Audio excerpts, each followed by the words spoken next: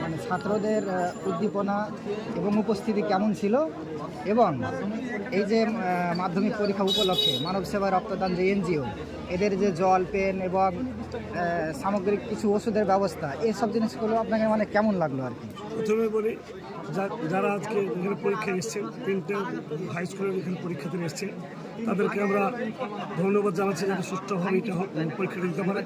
এই স্কুলের ব্যবস্থাপনা খুব ভালো।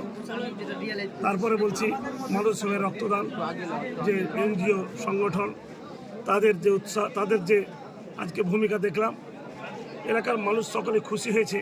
আমরা যেখানে নিজের স্বার্থ নিয়ে ব্যস্ত, নিজেরা মানুষের কল্যাণ করার কথা ভুলে গেছি, সেই জায়গাতে মানব সেবায় রক্তদান যে এনজিও, তাদের বাড়ি বেশিরভাগই লালগোলা থানায় সীতাসনগর। তারা অতি কাক ভরে মানুষের সেবার জন্য সকাল সকাল ছুটে এসেছে।